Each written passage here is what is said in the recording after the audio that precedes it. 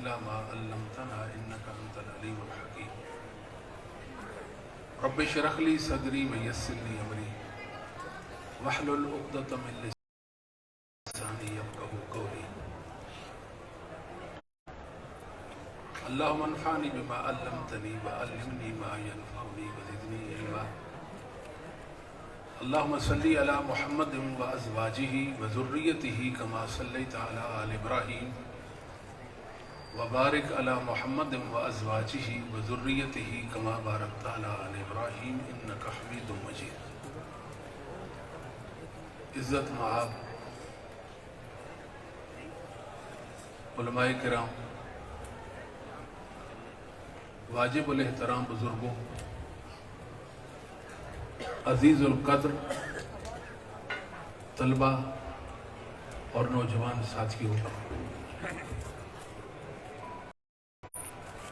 مجھے 40 منٹ دیے گئے ہیں. میں اللہ کی توفیق کے ساتھ ایک مقدمہ آپ کے سامنے پیش کرنے چلا ہوں. دعا کریں اللہ تعالیٰ میری مدد فرمائے. اللہ رب العالمین نے زندگی تخلیق فرمائی، پھر زندگی میں زندگی ڈالی توحید اور علم نبوت کے ساتھ. جس زندگی میں توحید نہیں اور علم نبوت نہیں، وہ زندگی ہی نہیں. یہ زندگی سب سے پہلے اصحاب محمد صلی اللہ علیہ وسلم کو نصیب ہوئی تھی، پھر یہ منتقل ہوئی تابعین سے تبع تابعین اور تبع تابعین سے محدثین اور ائمہ اہل سنت میں یہ زندگی آئی. یہ اتنی بابرکت زندگی ہے، اللہ تعالیٰ نے ہر دور میں اس کو بقا بخشی. 1400 سال گزر جانے کے بعد بھی یہ زندہ ہے زندگی.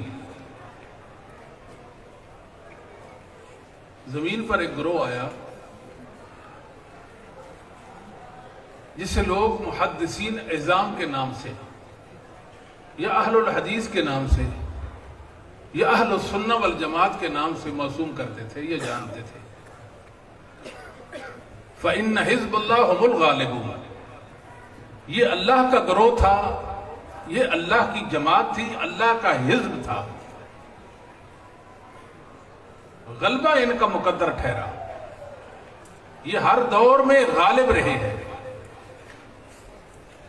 حقیقت میں تو ان کو موت آ گئی، مگر مانوی اعتبار سے اللہ نے ان کو زندگی دی. ان کے علم کو، ان کے عمل کو، ان کی برکت کو اللہ رب العالمین نے اس زمین پر محفوظ رکھا. آج اگر ہم مسلمان ہیں اس لیے ہے کہ محدثین عظام تھے، ائمہ اہل سنہ والجماعت تھے. ان کی برکت سے ہم مسلمان ہیں اور انہیں محمد کریم صلی اللہ علیہ وسلم کی برکت نصیب ہوئی تھی. یہ وہ عظیم لوگ تھے جنہیں اللہ نے عظمتوں کا استعارہ بنایا تھا. اگر آپ سے کوئی پوچھے کہ محمد کریم صلی اللہ علیہ وسلم کی نبوت اور رسالت کی سچائی پر کوئی دلیل دے دیں کہ پیغمبر اسلام محمد صلی اللہ علیہ وسلم سچے تھے دعویٰ نبوت میں،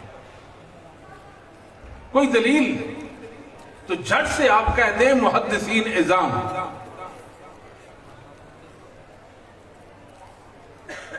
یہ محمد صلی اللہ علیہ وسلم کی نبوت اور رسالت کی صداقت پر دلیل ہے.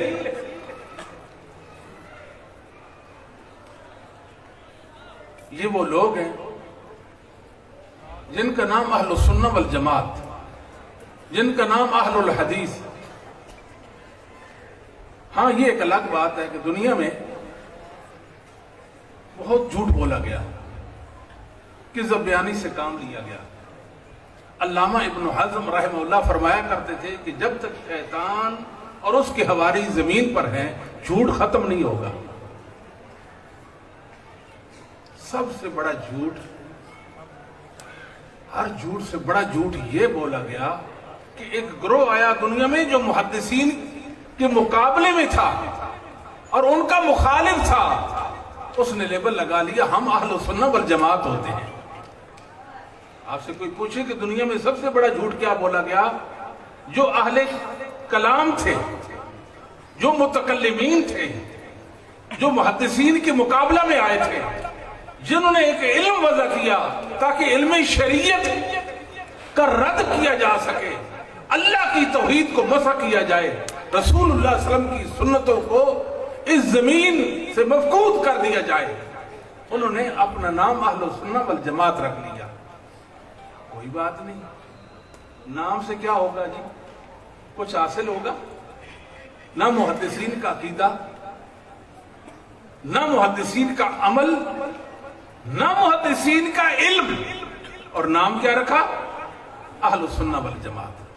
بھلے لوگوں، آپ اہل سنہ والجماعت کیسے ہیں؟ تم تو اللہ کی توحید کے دشمن ہو۔ آپ کو حق کیا ہے اہل سنہ والجماعت نام رکھنے کا یا اہل سنت کہلوانے کا؟ یہ حق صرف اور صرف اہل حدیث کا تھا، آج بھی ہے، اور قیامت تک یہ نام اہل حدیث کا ہے۔ اللہ کے فضل و کرم سے آپ سینہ تان کر جیے، سر بلند کر کے جیے۔ محدثین نے آپ کو عظمتیں اور عزتیں نصیب کی ہیں۔ وہ دور گیا کہ لوگوں کو سمجھ نہیں تھی، اہل حدیث عظمتوں والے لوگ ہیں۔ میں جانتا ہوں اہل حدیث کو، آپ نہیں جانتے۔ اللہ اور اس کے رسول سے ان کی محبت، اللہ کے سچے دین کے ساتھ ان کی وابستگی، یہ میرے علم ہے۔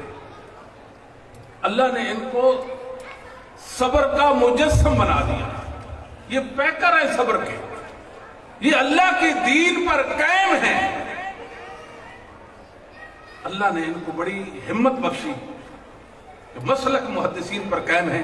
لوگوں نے ان کو ستایا، تنگ کیا، ان کے نام رکھے، ان کا تمسخر اور مذاق اڑایا،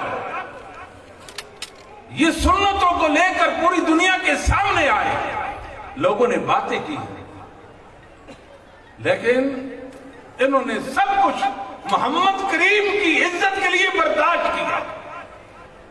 ہمارے تو ماتھے پر سلوٹ بھی نہیں آئی۔ ہم جیسا بھی کوئی خوش نصیب ہوگا کہ جن کو رسول اللہ کے لیے دنیا کوستی ہے، دنیا کوستی ہے۔ اب اہل حدیث کی عظمت کیا ہے؟ عظمت یہ ہے کہ محدثین کا جو عقیدہ تھا، دوسرے لفظوں میں اہل سنہ کا جو عقیدہ تھا، آپ میرے ساتھ ساتھ چلیے، اہل سنہ کا جو عقیدہ تھا، آج اہل حدیث کا وہی عقیدہ ہے، وہی عقیدہ۔ آئے کوئی ہمت اور جرت کرے، ہمارے سامنے آ جائے، ہمارا خیر خواہ بنے، ہم سے خیر خواہی چاہتے ہوئے بتائے یہ جو آپ کا عقیدہ ہے یہ محدثین کے عقیدہ سے موافقت نہیں کھاتا، اللہ کی قسم ہم اس کو کھرچ دیں گے۔ آئے ہمارے عمل کا کوئی جائزہ پیش کریں کہ ہے یہ رسول اللہ صلی اللہ علیہ وسلم کی سنت نہیں، مطلب محدثین اعظام کی زندگیوں میں اس کا وجود نہیں، ہمیں بتا دے، ہم اس کو محو کر دیں گے، مٹا دیں گے۔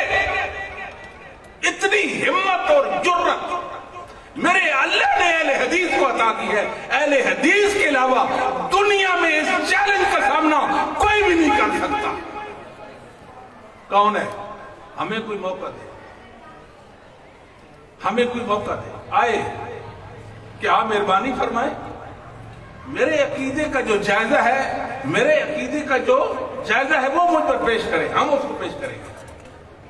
عقیدے کی ایک شک بھی محدثین کے ساتھ موافقت کرے، مسلک چھوڑیں گے۔ اللہ کے بندو، اس زمین پر غضب ڈھایا گیا، فساد، اتنا بڑا فساد، اتنا بڑا فساد کہ محدثین کے عقیدے کو مسخ کرنے کی کوشش کی گئی۔ نام محدثین کا اور ان کے عقیدے سے دشمنی کمائی گئی. علم کلام کون لایا بتاؤ؟ یہ علم وضع کیوں کیا گیا تھا؟ اللہ نے قرآن و حدیث اتارا، اللہ نے وحی اتاری. علم نبوت آیا، علم الہی زمین پر انسانوں کی ہدایت کے لیے اتارا گیا. بتائیے کیا ضرورت پڑی کہ آپ علم کلام لاتے ہیں؟ اٹھے محدثین، سبحان اللہ، علم کلام کی مذمت کی، علم کلام والوں کی بھی مذمت کی. بس ہم بھی اس علم کی مذمت کرتے. وہ علم نہیں ہے، وہ علم نہیں ہے. مقدمہ یہ لڑنا ہے اہل حدیث ہو. زندگی کا کوئی پتہ نہیں ہے کب ہم اس زمین کے نیچے چلے جائیں گے. میں آپ کو ایک مقدمہ آپ کے سامنے پیش کرتا ہوں. اپنی نسلوں میں یہ بات چھوڑنی ہے. آپ وعدہ کریں مجھ سے. میں دل سے بات کرتا ہوں، دل سے بات کرتا ہوں، اللہ وجہ البصیرت بات کرتا ہوں، تحقیق کے ساتھ. میں نے اس مسئلے کو باریکی سے دیکھا کہ علم نبوت صرف اور صرف اس زمین پر اللہ نے اہل حدیث کو دیا. اہل حدیث کے علاوہ کسی فرد بشر کے پاس علم نبوت نہیں ہے. بات سمجھ آتی ہے؟ بات سمجھ آتی ہے کہ نہیں؟ یہ میرے مسئلہ کی سچائی اور حق نیت پر بین دلیل ہے. علم نبوت کس کے پاس ہے؟ صرف نہیں، علم نبوت کس کے پاس؟ صرف اور صرف اہل حدیث کے پاس. صحابہ سے چلا آج تک، آج سے لے کر قیامت کی صبح تک دنیا میں اگر ایک اہل حدیث بھی باقی رہا، علم نبوت صرف اسی کے پاس رہے گا. آپ سے پوچھیں کوئی آپ کون ہے؟ آپ کے میں محدثین کی نشانی ہوں. مبارک ہو آپ کو. آپ جیسا چشم فلک نے نہیں دیکھا. آپ ہمت والے لوگ ہو. میرے اللہ نے آپ کو بہت نوازا ہے. تیز دھند ہوائیں چلی، جکھڑ چلے، اہل حدیث کو مٹا دو، مٹ گئے، زیر زمین چلے گئے. اللہ نے اہل حدیث کو عظمتوں کا استعارہ بنا دیا. وہ گیا. وہ لوگ کہتے ہیں کہ اہل حدیث، میرے پاس ایک صاحب آتے تھے اصول حدیث پڑھنے کے لیے، دوسرے مکتب فکر کے تھے، تو کبھی میرے سے بات بھی کرتے، تفسیر مصطلح الحدیث پڑھتے تھے. مجھے کہتے تھے قسم ہے، مجھے قسم اٹھاتے تھے کہ میں تو اہل حدیث کو بھیڑ بکریاں سمجھتا تھا، آپ نے مجھے بتایا یہ تو شعر ہے، یہ تو شعر ہے. اللہ اکبر. مقدمہ سمجھ آیا کہ نہیں آیا؟ بات تلخ ہے مگر ہے حقیقت. اس بات کو پلے باندھ کر آپ نے جانا ہے. کوئی آپ سے پوچھے کہ آپ سیرت النبی کانفرنس میں گئے تھے، کیا لے کر آئے، کیا حاصل آپ کا ہوا؟ آپ نے ایک بات کہنی ہے، مجھے یہ بات سمجھ آ گئی کہ علم نبوت، اللہ کی وحی کا صحیح علم صرف اور صرف اہل حدیث کے پاس اور کسی کے پاس نہیں، کسی کے پاس نہیں. پھر آپ مجھ سے سوال کریں گے کتنے لوگ ہیں دنیا میں قرآن کریم کے حافظ ہیں؟ اہل حدیثوں کے علاوہ لاکھوں کی تعداد میں ہیں. وہ کتنے ہیں جن کو بخاری حفظ ہے، اور کتنے ہیں جنہوں نے قرآن کریم کی بڑی بڑی تفاسیر، ضخیم تفاسیر مرتب کی، اور کتنے ہیں جنہوں نے احادیث کی شروحات لکھی، 30 مجلدات پر مشتمل. آخر وہ کیا ہے؟ تو جواب یہ ہے کہ وہ علم نبوت نہیں ہے. جب علم نبوت صرف اہل حدیث کے پاس ہے، قرآن کی تفسیر، قرآن کا بیان اور قرآن کا تبیان صرف اور صرف اہل حدیث کا حق اور کسی کا حق نہیں. رسول اللہ کی حدیثوں پر حکم صرف اور صرف اہل حدیثوں کو حق ہے اور کسی کو نہیں ہے. آپ اپنا مذہب بنائیں محدثین کے مذہب کے مقابلے میں، اور محدثین کی روایتوں پر حکم لگائیں اس لیے کہ آپ کے پاس علم نبوت نہیں، علم کلام ہے۔ چھوڑ دو، یہ خیانت ہے پرلے درجے کی۔ کیوں کسی روایت پر کوئی حکم لگائے؟ صحیح یا ضعیف کہے، یہ صرف اور صرف حق اہل حدیث کو ہے اور کسی کو نہیں ہے، اس لیے کہ یہ محدثین کے وارث ہیں، وارثین علم نبوت ہے، یہ ان کے پاس صحیح علم ہے۔ اللہ نے ان سے اپنے دین کی حفاظت اور صیانت کا کام دیا۔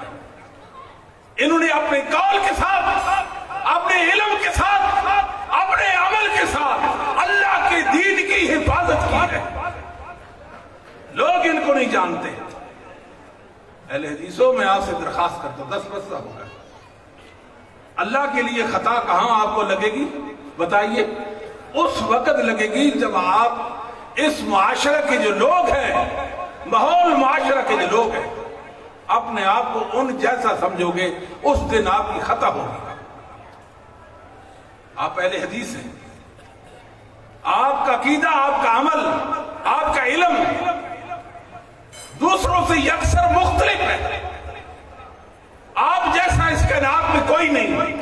آپ لوگوں کو کیوں دیکھتے ہیں؟ لوگوں کو کیوں دیکھتے ہیں؟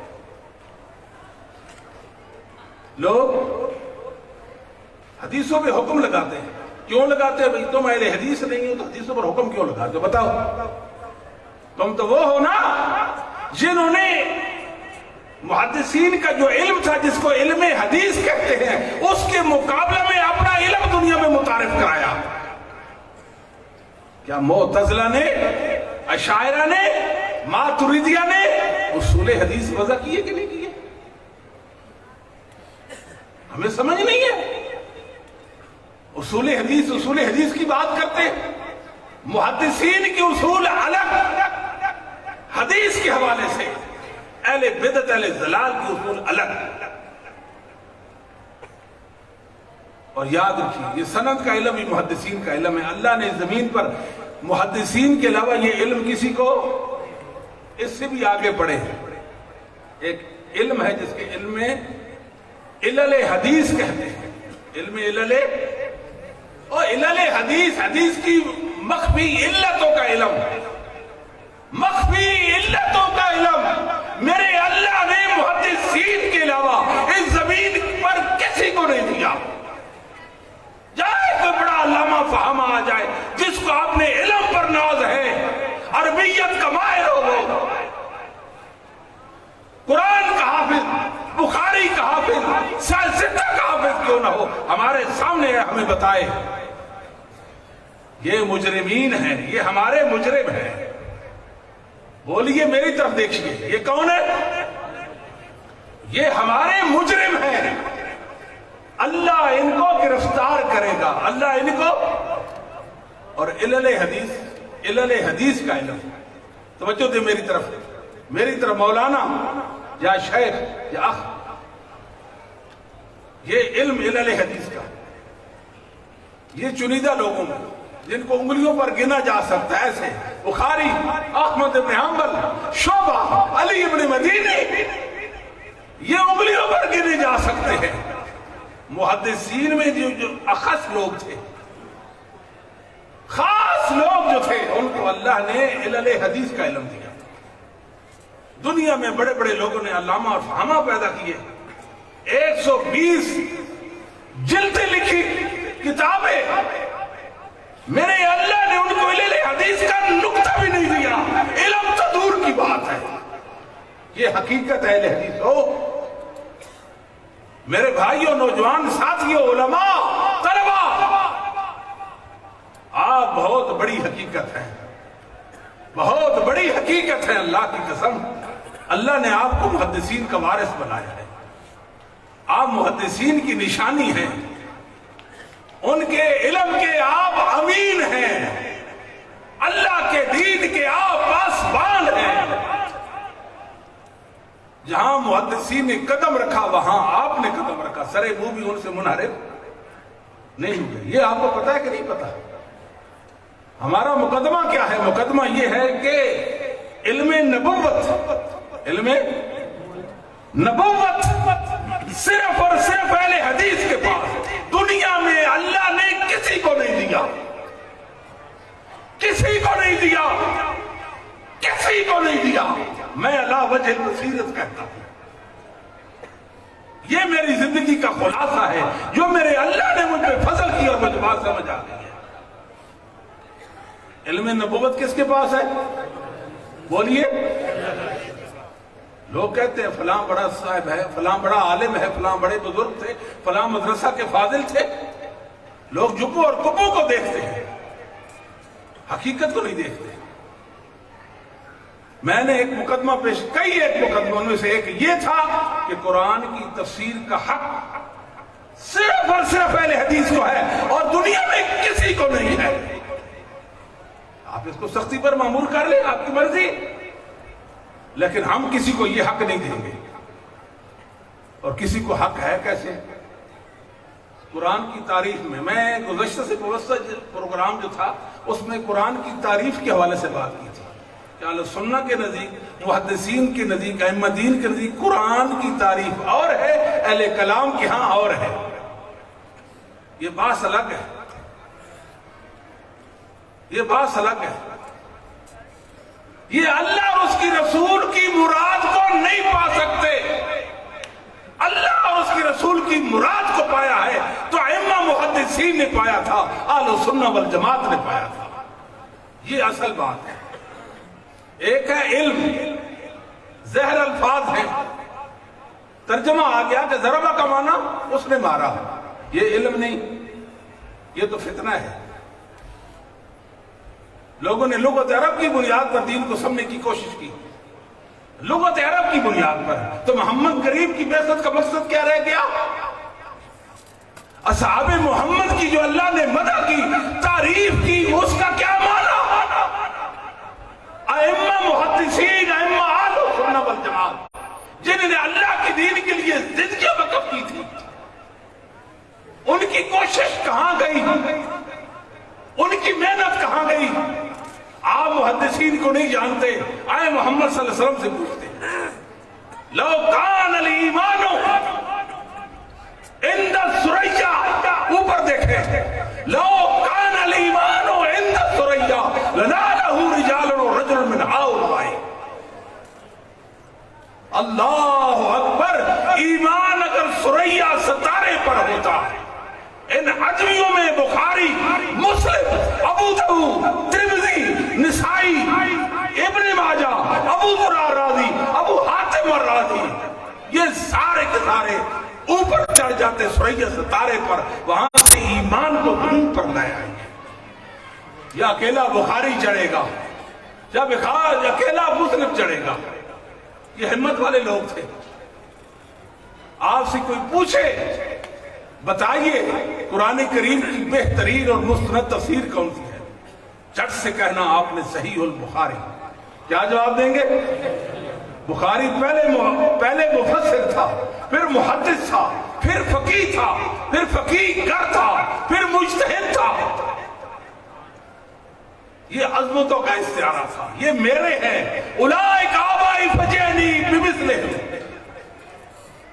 یہ میرے ہیں، یہ میرے ہیں. انہوں نے اللہ کے دین کی خدمت کی ہے. ان کے بارے میں رسول اللہ نے پیشن گوئی فرما دی تھی. وَالَّذِي بَعْثَ فِي الْأُمِّيِّينَ رَسُولًا مِّنْهُمْ.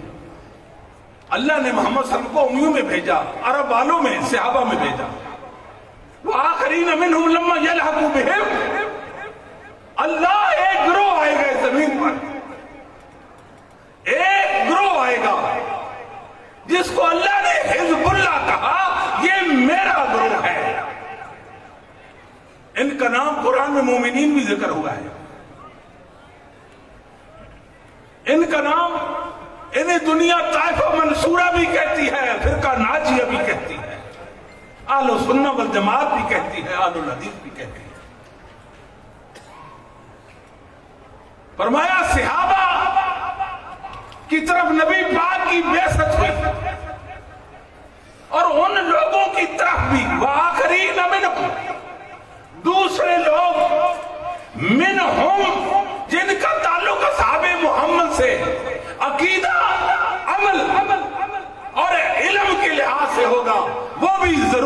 ضرور زمین پر آئیں گے. لا تزال طائفة من امتی ظاہرین علی الحق لا یضرهم من خذلهم حتی یاتی امر اللہ وهم کذالک. یہ تو بیچارے ہیں کہتے ہیں کہ یہ اہل حدیث انگریز کی اولاد ہے. ان کے نزدیک تو محدثین باندھ ہو گئے تھے. محدثین کا عقیدہ عمل اور علم دنیا میں کوئی لینے والا نہیں تھا. یہی باور کرا رہے ہیں. کیوں؟ ان کو حق نہیں ہے قرآن کی تعبیر پیش کرنے کا. ان کو حق نہیں ہے رسول اللہ کی حدیث کا معنی متعین کرنے کا. شروحات لکھی. کیا لکھی؟ شروحات لکھی. بولیے ذرا, بولتے نہیں ہیں. شروحات لکھی. اس کو شرح نہیں کہہ سکتے. شرح کیا ہوتی ہے کہ محدث کے مقصد کو کھول کر بیان کر دینا کہ محدث چاہتا کیا ہے. یہ کیا ہوتی ہے؟ شرح ہوتی ہے. اور یہ تو بخاری کا رد کرتے ہیں. یہ شرح کہلوائے گی؟ عمدۃ القاری فی رد علی صحیح البخاری, فیض الباری فی رد علی صحیح البخاری. یہ شرح نہیں. محدثین نے حدیثوں کی شرح کر دی. حدیثوں کا معانی اور مطالب متعین کر دیے. کوئی ضرورت نہیں تمہیں حدیثوں کی شرح کرنے کی. لکھا کہ یہ میں نے امام بہقی کے ساتھ مناقشہ کیا. یہ محدثین سے مناقشہ کرنے والے لوگ تھے اور پاؤں پہ پانی نہیں پڑنے دیتے. کوئی حق نہیں ہے ان کو, نہ حدیث پر حکم لگانے کا, نہ کسی راوی کو ثقہ یا ضعیف کہنے کا. کوئی حق نہیں. محدثین سے جدا ہو گئے, جائیں اپنے گھر اپنا کام کریں. ہم جانے محدثین جانے, ہم جانے علم نبوت جانے, ہم جانے اصحاب محمد کا دین جانے. کیسے کیسے؟ میں آپ کو عرض کرتا ہوں, بات شرح کی ہو رہی ہے. اگر مجھے اجازت دی جائے, وقت میرا کم ہے, میرے ذہن میں خلفشار آ گیا ہے. بہت ساری چیزیں ایسے قطار میں کھڑی ہیں, لیکن کسے لیا جائے اور کسے ترک کیا جائے, یہ بڑا مسئلہ ہے. ظاہر کانفرنس ہے, ایک محدود وقت ہے. بخاری مسلم کی حدیث ہے, متفق علیہ. عبداللہ بن عمر راوی ہے رضی اللہ تعالیٰ عنہ کہ نبی پاک صلی اللہ علیہ وسلم سواری پر نماز پڑھتے تھے. کہاں؟ علامہ انور شاہ کاشمیری دارالدوبند کے شیخ الحدیث, جن کو اپنے مسلک میں بڑا مقام حاصل ہے. کہا ہمارے مذہب میں سواری پر وطر پڑھنا جائز نہیں. عبداللہ بن عمر کہتے ہیں رسول اللہ نے سواری پر وطر پڑھے. کیا مطلب؟ مطلب یہ ہے کہ عبداللہ بن عمر تہجد کی نماز پر وطر کا لفظ استعمال کر دیتے تھے. اصل وہ رسول اللہ کی تہجد کی نماز تھی جو سواری پر تھی. وطر تو آپ زمین پر اتر کر پڑھتے تھے. بخاری کی شرح ہونے چلی, بخاری کی شرح ہونے چلی. میرا مقدمہ ہے کسی کو حق, اور بولتے نہیں کسی کو حق. کیا کہا کہ تہجد کی نماز کو عبداللہ بن عمر وطر کہہ دیتے تھے. اسی روایت کے نیچے ہے عبداللہ بن عمر کے شاگرد, فجر بالکل طلوع ہونے کے قریب تھی, سواری سے نیچے اترے, نماز تہجد ادا کی, سواری پر سوار ہو گئے. سیدنا عبداللہ بن عمر نے پوچھا یہ کیا کیا؟ وطر کی نماز پڑھی. فخشیت الصبح فنزلت فاضطرت, مجھے ڈر لاحق ہو گیا کہیں فجر نہ طلوع ہو جائے, میں سواری سے نیچے اترا, نماز وطر پڑھ لی. الیس لک فی رسول اللہ صلی اللہ علیہ وسلم اسوۃ حسنہ, آپ کے لیے محمد کریم کی عادت مبارکہ, آپ صلی اللہ علیہ وسلم کا طریقہ کیا حجت نہیں؟ نبی تو سواری پر وطر پڑھ لیتے تھے. نبی تو کوئی فجر طلوع ہونے کا خطرہ ہو کہ ابھی تو بہت کم وقت رہ گیا, کوئی لوگ تہجد کی نماز پڑھتے ہیں, یہ وطر کی نماز پڑھتے ہیں. سمجھتے کو نہیں, اردو میں پشتو بول رہا ہوں, میں کیا بولتا ہوں, سمجھ آتی ہے؟ اور عبداللہ بن عمر راوی حدیث ہے, اور راوی صحابی عالم بروایت ہی, صحابی جو راوی ہے رسول اللہ کی حدیث کا, مراد رسول کو پہنچنے والا ہوتا ہے. مراد رسول کو, عبداللہ بن عمر کی عادت مبارکہ تھی, سواری پر وطر پڑھ لیتے تھے. اگلی بات، نبی پاک کی بیٹی زینب فوت ہو گئی، بخاری مسلم کی حدیث ہے، یاد رکھنا. فرمایا میری بیٹی کو غسل دے، 1 بار 3 بار 5 بار 7 بار جتنی ضرورت ہے. ان کی بالوں کی مینڈیاں کرے، میری بیٹی کی صاحبزادی کی بالوں کی مینڈیاں کرے. کتنی؟ 3 عدد. نبوت بولی کہ 3 مینڈیاں کرنی ہیں، ان کو پیچھے ڈال دیں، پشت پر. سمجھا دی بات؟ بڑے بڑے علماء آئے ان کے، انہوں نے کہا نہیں، وہ جو خواتین تھیں نبی پاک کی صاحبزادی کو غسل دینے والی، انہوں نے اپنی طرف سے ایسا کر دیا. کہاں نبی پاک نے فرمایا تھا؟ واہ اہل حدیثو، آپ کو سلام ہے میرا، اللہ نے آپ کو عظمتوں والا بنایا ہے. اللہ کی قسم رسول اللہ صلی اللہ علیہ وسلم کے علم کے پاسبان ہو آپ. میں اللہ کی قسم اٹھاتا ہوں، مجھے رب کعبہ کی قسم ہے. آپ عظیم ہو، آپ اہم ہو، آپ دنیا کی ضرورت ہو، ہدایت پیغمبر ہو، دین کے پاسبان ہو. نبی کی نماز دنیا میں محفوظ ہے آپ کی وجہ سے ہے. میرے نبی کا روزہ محفوظ ہے آپ کی وجہ سے ہے. حج محفوظ ہے آپ کی وجہ سے ہے. تم نے ایسے رسول اللہ صلی اللہ علیہ وسلم کے دین کو لیا، ایسے لیا. کہتے ہیں اپنی طرف سے، معجم کبیر طبرانی صحیح ابن حبان الفاظ، ضرورت نہیں. نبی پاک صلی اللہ علیہ وسلم نے خود فرمایا میری بیٹی کی 3 مینڈیاں کرنا. کہتے ہیں اپنی طرف سے کر دکھاؤ ان کو، پوری دنیا والوں کو معجم کبیر دکھاؤ، صحیح ابن حبان دکھاؤ، محمد رسول اللہ بولے ہیں. اور یہ کیا کہتے ہیں؟ کہتے ہیں عورت ہو تجھے اس کی 2 مینڈیاں. بولتے نہیں، شرماتے کیوں ہو؟ رسول اللہ فرماتے ہیں 3 مینڈیاں. یہ کیا کہتے ہیں؟ نبی پاک نے فرمایا میری بیٹی کی پشت پر ڈال دو، یہ کہتے ہیں آگے ڈال دو. سمجھ تو نہیں آئی؟ ان کو حدیث کی شرح کا حق پہنچتا. یہ مقدمہ ہے ہمارا.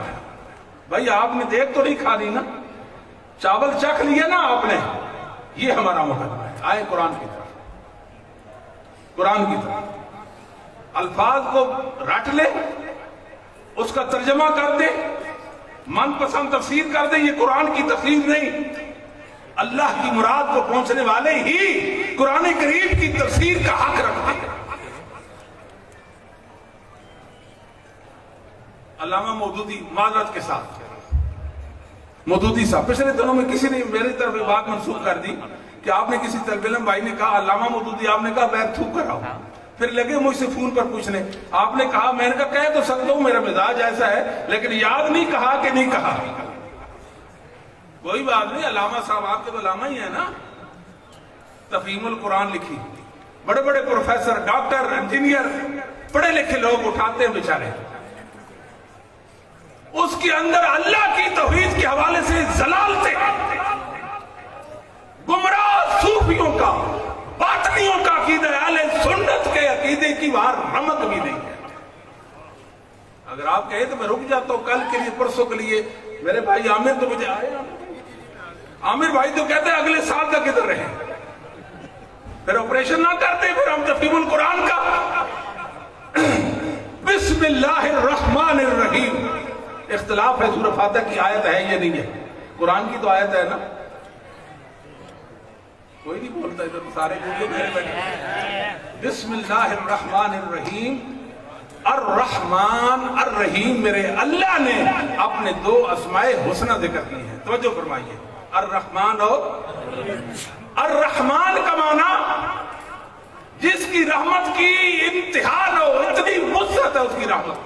فالان کا وزن ہے، کسی چیز کی وسعت کو ظاہر کرنے کے لیے فالان کا لفظ وزن بولا جاتا ہے. الرحمن جس کی رحمت کی انتہا نہیں.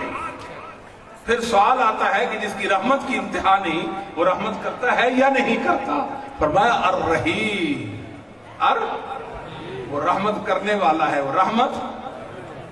مودودی صاحب نے پہلے صفحے پر، معذرت پہلے صفحے پر بسم اللہ الرحمن الرحیم کا معنی کیا کیا؟ کہتے ہیں الرحمن الرحیم ایسا ہی ہے جیسے ہم اپنی زبان میں کہتے ہیں گورا چٹا. گورا مسلمانوں یہ بسم اللہ الرحمن الرحیم کی کیا تفسیر ہے؟ اور جو بسم اللہ کی صحیح تفسیر نہ کر سکے اس کو قرآن کریم کی تفسیر کا حق کون دے گا؟ بات نہیں سمجھے؟ آگے چلیں. ایک گروہ ہے اس دنیا میں جو کہتا ہے یہ قرآن اصلی نہیں، یہ قرآن اصلی نہیں. اصلی قرآن غار میں پڑا ہوا ہے، اصلی نہیں. اس میں علی کی خلافت تھی، اہل بیت کی فضیلت تھی، ابو بکر عمر عثمان نے نکال دیا. ہم یہ قرآن نہیں مانتے. یہ قرآن یہ اپنے اوپر تبلیغ کو بھی واجب نہیں سمجھتے. کہتے ہیں یہ ویسے ہی ہم جتنا ہے ٹھیک اس پہ راضی ہو جاؤ. کسی کو یہ نہیں کہنا کہ یہ قرآن ناقص ہے. ناقص ہونے پر سب کا اجماع، سب کا اتفاق. ان کے گھر میں 2 بندے بھی مجھے نظر نہیں آئے اب تک، معذرت سے 2 بندے، 2 کتنے جو یہ کہتے ہو کہ قرآن میں نقص نہیں. کہتے ہیں زیادت اس میں اختلاف ہے، بعض کہتے ہیں ہوئی کہ بعض کہتے ہیں نہیں. اور جو قرآن کو اللہ کا دین، اللہ کا کلام نہ مانے ان کو قرآن کی تفسیر لکھنے کا حق کون دیتا ہے؟ بتاؤ. لوگ ان کے پیچھے بھی چلے ہوئے کہ نہیں؟ ان کے پیچھے بھی لگے ہوئے کہ نہیں؟ لوگوں نے حق کو چھوڑا، توحید کو چھوڑا، عقیدے کو چھوڑا، علم نبوت کو چھوڑا. جن کے پاس قرآن نہیں ان کے پیچھے لگ گئے. حدیثوں کو یہ دین مانتے ہیں بلا؟ بولیے. جو ابو بکر کو مسلمان نہ مانے ابو بکر کی روایت کو مانتا ہے؟ جو ابو ہریرہ کا تمسخر اڑائے ابو ہریرہ کی 900 حدیثوں کو مانتا ہے؟ جو عائشہ رضی اللہ پر تہمت لگائے استغفراللہ علیہ باللہ وقت نہیں ہے وہ عائشہ کی روایتوں کو مانے گا؟ جو بے عبداللہ بن عمر رضی اللہ تعالی عنہما کو گالیاں دے وہ ان کی روایتوں کو مانے گا؟ یہ ہمارا مقدمہ ہے. یہ آپ دیکھیں گے ان کے بڑوں نے بڑی بڑی تفاسیر لکھی ہے، بڑی بڑی تفاسیر لکھی ہے. کیوں؟ حق ہے نہیں ہے. ہمارے حنفی بھائی ہمیں کہتے تو مقلد ہو. نام کیسا؟ نہ اہل سنہ ہمیں کہا نہ اہل حدیث ہمیں کہا. یہ غیر و مقلد ہے. کیا ہے؟ یہ غیر مقلد ہوتے ہیں. بس ان کا نام رکھو، بدنام کرو ان کو معاشرے میں. یہ غیر مقلد ہوتے ہیں، غیر مقلد ہوتے ہیں. کس کی تقلید کرانا چاہتے ہو؟ بھلے لوگوں پہلے یہ تو بتاؤ تقلید ہوتی کیا مصیبت ہے؟ اس مصیبت کا پتہ تو ہمیں دو نا، تعارف تو کراؤ. تقلید تقلید تقلید بڑی ضروری ہے، اس کے بغیر انسان جی نہیں سکتا. لیکن یہ نہیں سوچا تقلید ہوتی کیا ہے. اور تقلید انسان کو رب العالمین کا نافرمان بنانے والی مشین کا نام ہے. محمد کریم صلی اللہ علیہ وسلم کی سنتوں کا دشمن، رسول اللہ کی حدیثوں کے حوالے سے جاہل بنانے والی یہ بری مہنس ہے، اس کا نام تقلید ہے. اور نبی پاک صلی اللہ علیہ وسلم کے صحابہ کے علم اور عمل سے انسانوں کو دور کرنے والی کا نام کیا ہے؟ تقلید ہے. توجہ فرمائیں. کون بھائی آگے؟ اچھا تسی بات پورا جلسہ ہی ڈسٹرب کر چھوڑا. بیٹھو جی. اب توجہ دے. تقلید تقلید. اب میرا ایک سوال ہے، معذرت خواہانہ سوال ہے. اپنی علماء کی موجودگی میں اور اپنی جماعت کی موجودگی میں آپ سے پوچھنا چاہتا ہوں.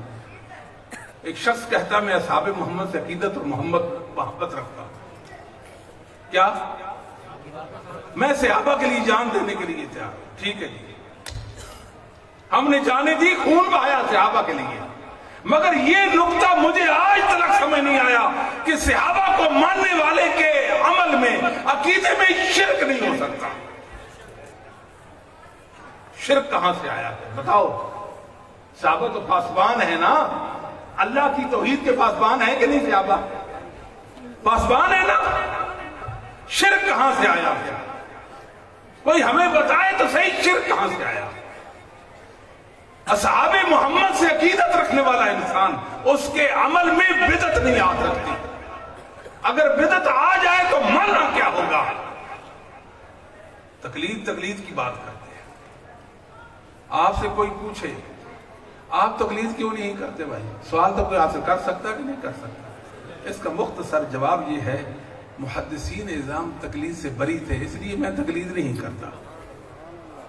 سمپل جواب. کیا؟ سمجھ آئی بات؟ ہماری عادت ہے نا بگڑے ہوئے ہیں. کوئی کہنے حدیث حجت اور دلیل ہے کہ نہیں، انبار لگا دیں گے دلیلوں کے. اللہ رحمان کیا ہے؟ گمراہ کہتے ہیں اللہ ہر جگہ ہے، آپ کہتے ہیں اللہ رحمان اپنے عرش پہ ہے. آپ سے کوئی دلیل مانگے، آپ کو جاؤ میں مسلک محدثین پر کاربند ہوں. میں نے یہ عقیدہ ائمہ دین سے سیکھا ہے، اہل سنت والجماعت کے ائمہ کا یہ عقیدہ ہے. جاؤ دلیل ان سے مانگو، میں دلیل دینے کا مجاز نہیں. کیوں آپ دلیل دیں گے بھائی؟ محدثین نظام اللہ کی وحی کے پیرو تھے کہ نہیں؟ اللہ کی وحی کے پابند تھے کہ نہیں؟ ان کے عقائد اللہ کی وحی پر مبنی ہے کہ نہیں؟ ان کے اعمال اللہ کی وحی پر مبنی ہے کہ نہیں؟ تو آپ کو کیا ضرورت ہے رفع الدین کی دلیلیں دے رہے ہیں آپ؟ فاتح خلف الامام کے مسئلے لوگوں کو بتاتے ہیں، امیر بالجار کی بات کرتے ہیں، لا نکاح الا بولی ان کی بات کرتے ہیں. ضرورت نہیں ہے دلائل دینے کی. کہاں وہ محدثین کی جماعت ہے رفع الدین کرتی نظر آتی ہے، رفع الدین کرتی نظر آتی ہے. ان سے جا کر دلیل لو. میں تو ان کے مذہب کا پیروکار ہوں. وہ جانے اور ان کا مذہب جانے، وہ جانے ان کی دلیل جانے، میں تو ان کا ماننے والا ہوں. یہ عظمت ہے اہل حدیث آپ کی.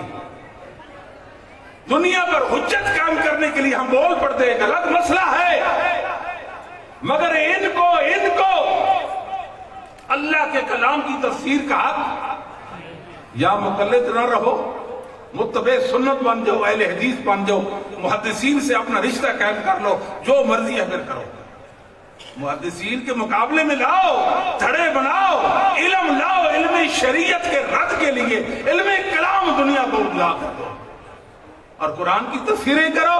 تفسیر نہیں یہ تعویل ہے، تفسیر نہیں یہ مجاز ہے. اللہ کے فضل و کرم سے جب تک اس زمین پر اہل حدیث ہے اور قیامت کی صبح تک انہوں نے رہنا ہے.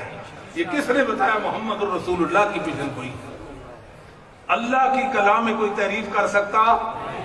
اس کو منہ کی کھانی پڑے گی کہ نہیں پڑے گی؟ انشاءاللہ. محمد کریم صلی اللہ علیہ وسلم کی حدیث پر کوئی حرف گیری کر سکتا؟ اہل حدیث علماء موجود ہیں کہ نہیں؟